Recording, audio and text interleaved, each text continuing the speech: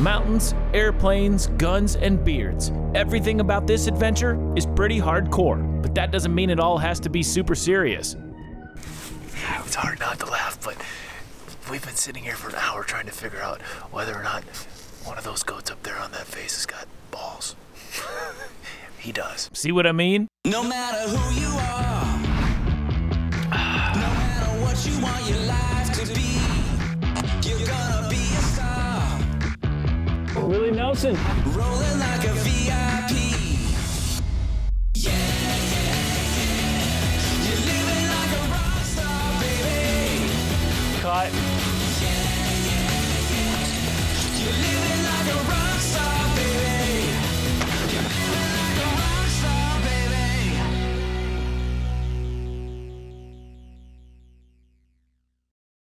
If you like the water for its beaches, where I'm headed isn't for you. If you're a bit of a city slicker, this place probably won't fit your style.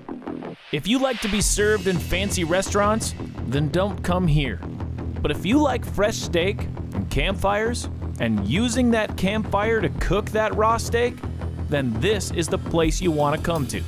If you like this, you probably won't like this. If you like this, then you probably won't like this. And if you like to exercise, you probably... Wait, yeah, forget that. You'll get a lot of exercise here. I'm talking about the backcountry of British Columbia, the westernmost province of Canada. The legendary expansive beauty of British Columbia is the kind of stuff that movies and postcards are made of. But on the flip side, it's also the kind of place that can show hunters what they're made of. This is my first time hunting in British Columbia, and it's also my first mountain goat hunt. So needless to say, I'm pretty excited. All adventures have to start somewhere, and in my case, my British Columbia journey starts in Smithers. Like most backcountry experiences, this one begins with an airplane. Here goes nothing. And it takes myself and a handful of other hunters from there to here. This is the base camp of North River Outfitters and the home of its owners, Ron and Maria. Here we quickly situate our gear and sight in our guns, because we won't be in the comfort of base camp for long. The province of British Columbia is an incredible 75% mountainous. 60% of this land is forest, and only 5% of it is suitable for growing crops. The bottom line is that this part of the world is formidable to say the least, and there's only one good way to get to the backcountry where I'm headed. Of course, that is if you want to get there in a timely fashion and get there alive. And that is with an airplane. And if you know me, you know I love that. Before long, I find myself at one of the coolest base camps I've ever been to. There are times in your life where you know that you just walked into something special. This is one of those times. Not only am I in one of the most beautiful places I've ever seen, I just came in a float plane, but my guide is one of the most interesting guides I've ever met or seen. Marcus Class. M-A-R-K-U-S-G-L-A-E-S-S. Marcus comes from Germany. He's a smoker, a joker, Could be from my beard too, eh? and probably a midnight toker. So now suddenly I find myself in the middle of nowhere with a guy from Germany who has better hair than me, a cooler accent than me, and who will be guiding me deep into the mountains in search of a mountain goat. But I'm not scared. And I guarantee you he's a badass. Don't let the hair fool you.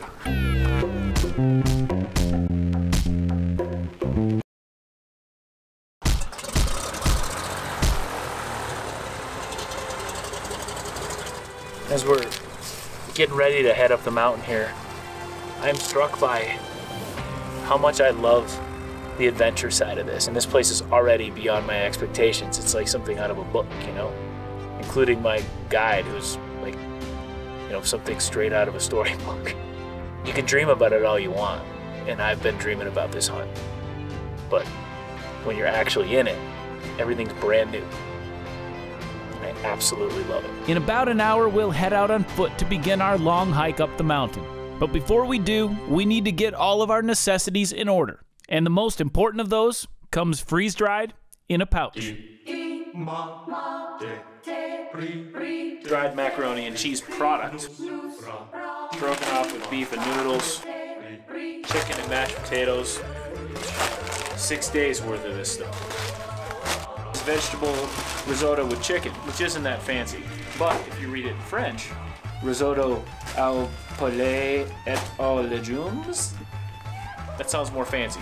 It makes me feel a little bit better in day 4.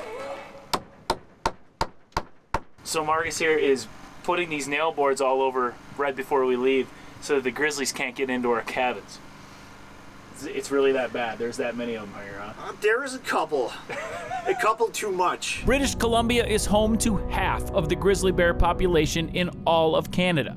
And they also have a plethora of black bears. The grizzly bear population here is skyrocketing due to the provincial ban on hunting them. And because of that, you have a better chance of seeing a grizzly bear in British Columbia than anywhere else in the world.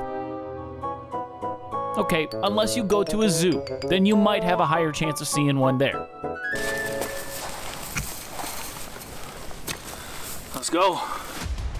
The cabin doors are locked. The bear deterrent is set, and we hike until sunset.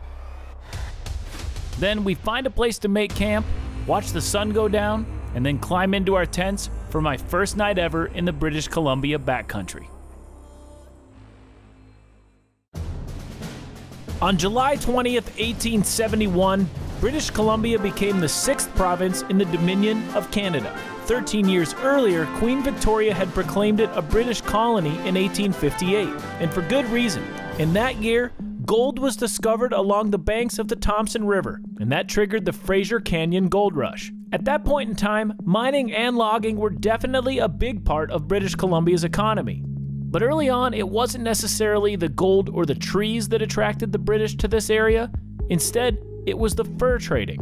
Now, hundreds of years later, while the fur trading is all but gone, British Columbia's economy is still largely based on natural resources, like fishing and logging and mining, and of course, hunters like me who come here in search of an adventure of a lifetime.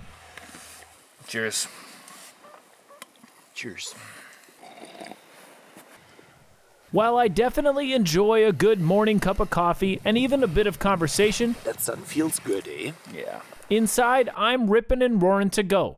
But we're waiting for this guy, Brett Georgia Jenkins. He'll be dropped off this morning and immediately hike up to where we are. But until then, we sit and wait.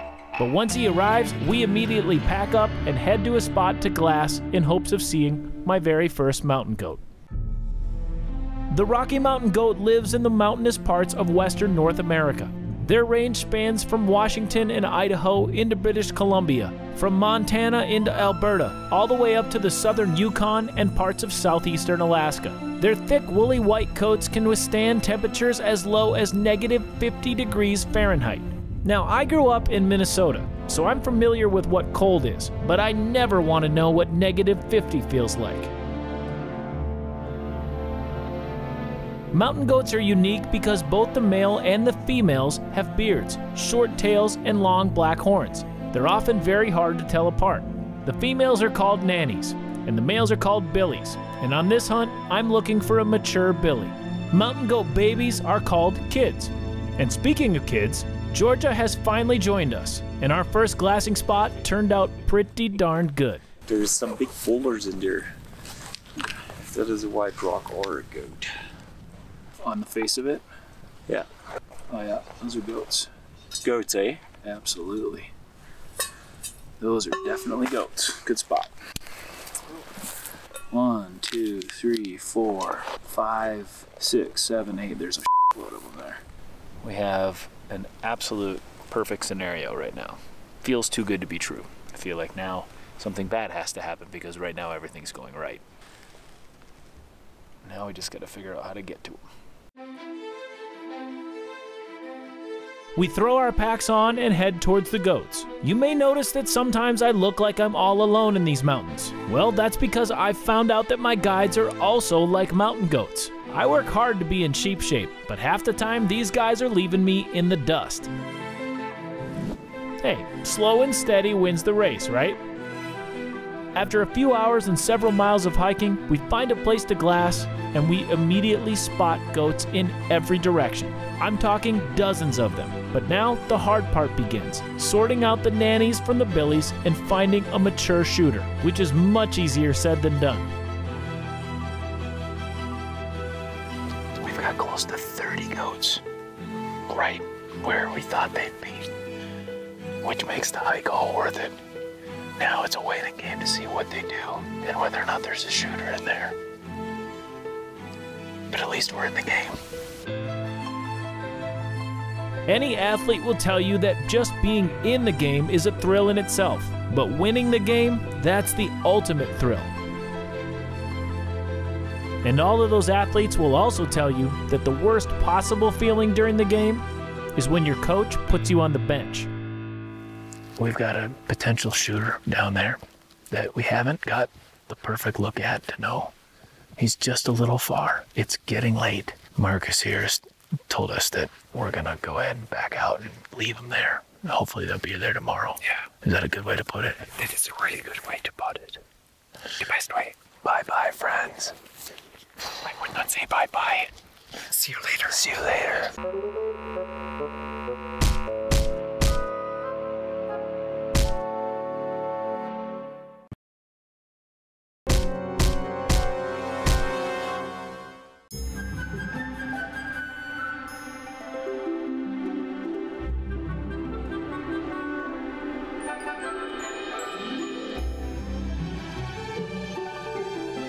On my third morning hunting mountain goat in British Columbia, we start hiking in a thick fog. When it clears, we start glassing, and we immediately find a goat that Marcus says is a billy, but not exactly in those words. He got the ball back. He got the ball back. He's got the ball back. Yeah, it's a good billy back there. It's hard not to laugh, but we've been sitting here for an hour trying to figure out whether or not one of those goats up there on that face has got balls. He does. Now the issue is that if we shoot him right there, he's gonna fall down and ruin everything. Meat, horns, cape, everything. Now hopefully he gets to one of those shale spots where he can slide down. While we sit and hope and wait for Billy Ballbag to move into a better position, we look around and begin spotting other goats all over the place. Climb your way back to the moment, climb your way home.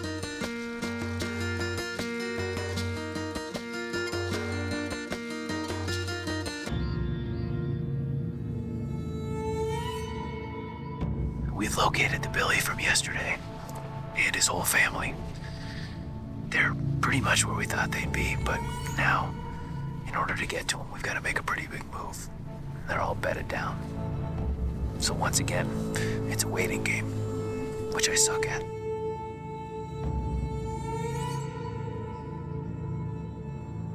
Every move on a hunt like this is calculated like a chess match. And with nighttime closing in fast, the big move will have to wait till tomorrow. But that doesn't mean today wasn't a win. Today has been one of my favorite hunting days ever, and I didn't kill anything. Seeing these goats on the side of a mountain, for example, of 50 plus goats we saw today, an incredible day of hunting. It's not all about the killing, it's about seeing these animals in ways that I've only seen them in a magazine before, you know?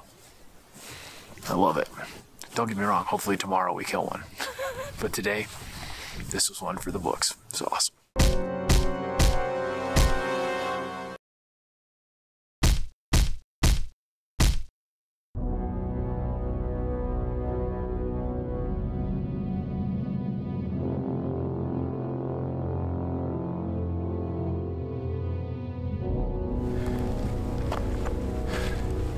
We've packed up camp and we are headed up the mountain to a different spot where we saw most of the big shooter goats yesterday. 3 days in, every step begins to be painful.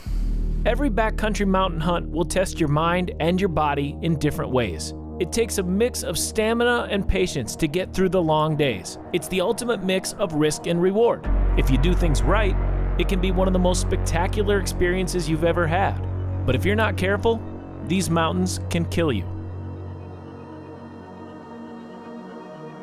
After a long hike, we make camp again, and then we start to glass, and we immediately find the billies we're after. We just remade camp right here. Up there is the big billy we're after.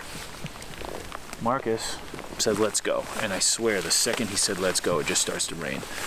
Which means either one of two things. Either we're getting all the bad luck out of the way now, or we're screwed. The final push begins, and we work our way through the steepest and nastiest stuff possible. When we feel like we're close enough, we stop and search for the goats. And it doesn't take long for us to spot this. There lies the lone mature billy that we were hoping to find. Now we have to figure out a plan. We're about 1,000 yards from him now. And there's no real good way to make this approach. We have to bust through a lot of nasty stuff, make a lot of noise. Our only option is a bold one that could backfire. We have to push through open country till we're in rifle range and hope that this goat doesn't decide to leave town. 500 yards is all the closer we can comfortably get. Now, the waiting game begins. We lie there staring at the mountain, waiting for this mature billy to stand up. This becomes an exercise in patience and pain. The temperatures begin to drop, and a cold drizzle continues to fall. We sit and we wait. And we wait. And we wait.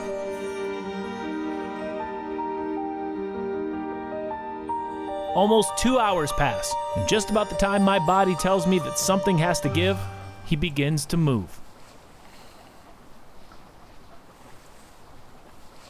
He's gonna stand up right there. Okay. There he goes.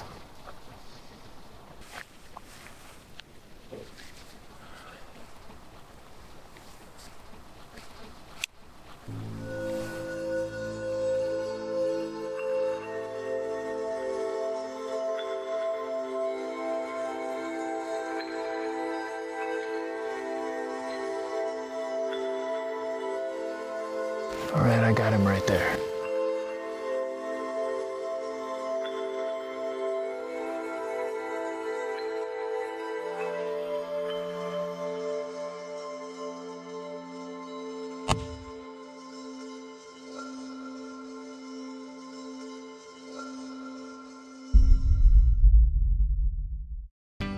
Everyone's idea of paradise is different.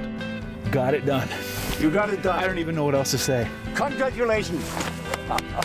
Well shooting, well shooting. And one man's trash is another man's treasure. There are a lot of people who would never even consider stepping foot in this place. Maybe it's too cold, too wet, too steep, too dangerous. But I can't imagine my life without moments or places like this. As we climb up to this beautiful mountain goat and we begin to cape it out high on the mountainside, the sun starts to shine. These are the moments that I live for, and I find myself reflecting on how grateful I am for good friends, fresh meat, and a moment that will stick with me forever.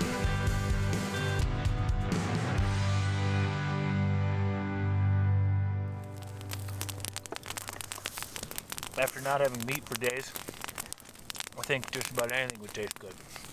Knowing how hard we work for this, though. This moment is as old as time. Indigenous people, mountain men, and cowboys have all lived and survived by the fire and the meat that they ate by that fire. Hunting, hiking, packing, camping, eating, drinking, living. That's what happened here in BC. It might not have been easy, but if you ask me, that's one of the best parts. There's an old quote that says, life isn't a game, but in this life, we choose the games we live to play. If you ask me, life's too short to not play the game as hard as possible. And we definitely did that. And after hiking down the mountain for the entire next day, I'm not afraid to say that I'm kinda glad that this part of my BC adventure is over. I've never been so happy to see a boat in my life. That's one of the hardest things I've ever done. And I loved every minute of it, but I'm glad it's over. Get me out of here.